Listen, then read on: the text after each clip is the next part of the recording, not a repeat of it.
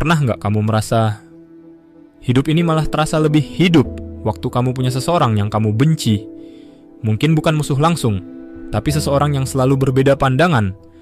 Entah soal politik, gaya hidup, bahkan hal remeh di internet. Kenapa kita lebih suka komentar negatif daripada pujian?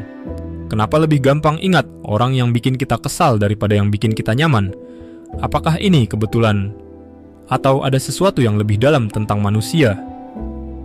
Dalam video ini, kita akan gali satu pertanyaan penting dan agak gelap, yaitu, kenapa manusia butuh musuh?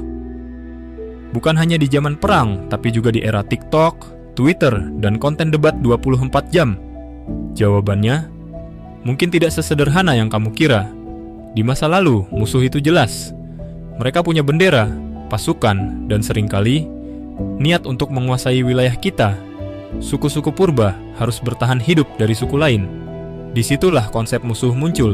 Musuh membuat kita bersatu. Karena tanpa musuh, kelompok bisa tercerai. Kita lihat di sejarah.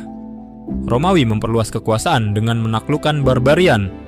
Cina kuno bangun tembok raksasa karena takut invasi Mongol. Eropa bersatu hanya saat menghadapi perang dunia. Bahkan Indonesia pun merdeka bukan semata karena cinta tanah air, tapi karena ada penjajah sebagai musuh bersama. Musuh menciptakan identitas.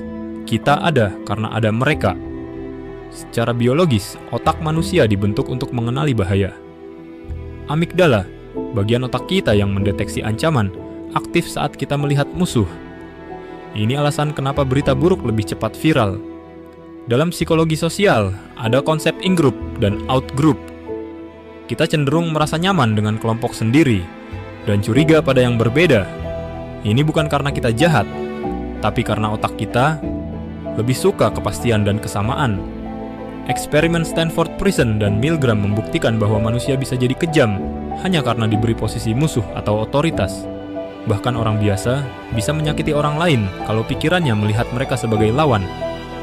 Dalam filsafat, musuh bukan cuma soal konflik fisik, tapi tentang struktur pemikiran. Carl Schmitt, filsuf politik dari Jerman, bilang, esensi dari politik adalah pembedaan antara teman dan musuh. Bagi dia, identitas politik butuh lawan. René Girard punya teori yang lebih dalam. Dia bicara soal mimesis, manusia meniru.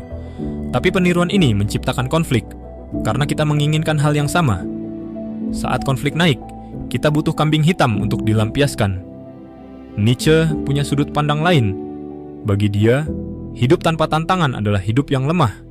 Tanpa konflik, kita nggak bisa berkembang.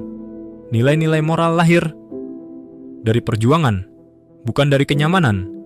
Sekarang, kita nggak butuh perang untuk punya musuh. Cukup buka komentar YouTube, lihat trending Twitter, atau nonton debat di TikTok. Musuh digital itu fleksibel. Kadang influencer, kadang netizen, kadang saudara sendiri yang beda pendapat. Masalahnya, algoritma sosial media suka marah. Karena marah artinya engagement. Semakin kita membenci, semakin platform senang. Karena kita terus scroll, terus klik, terus konsumsi konflik. Akhirnya, kita hidup dalam echo chamber. Dunia sempit di mana kita cuma dengar orang yang sepemikiran dan yang berbeda jadi musuh. Jadi, apakah manusia memang ditakdirkan untuk selalu punya musuh? Jawabannya, tidak selalu. Kita nggak bisa hapus naluri itu. Tapi kita bisa sadar bahwa musuh kadang bukan mereka, tapi cara kita memaknai perbedaan. Daripada lihat orang beda sebagai ancaman, coba lihat mereka sebagai peluang untuk belajar. Kita bisa geser fokus dari musuh bersama jadi masalah bersama, dari menyerang jadi menyelesaikan. Disitulah kedewasaan muncul. Kita nggak akan pernah sepakat soal segalanya, tapi kita bisa sepakat bahwa punya musuh bukan satu-satunya cara untuk merasa hidup. Manusia butuh musuh, itu mungkin benar. Tapi kalau kita ingin damai, kita harus belajar hidup tanpa musuh. Karena kekuatan sejati bukan datang dari menang melawan orang lain, tapi dari keberanian untuk berhenti mencari lawan dan mulai memahami. Karena kadang, musuh itu hanya bayangan dari diri kita sendiri.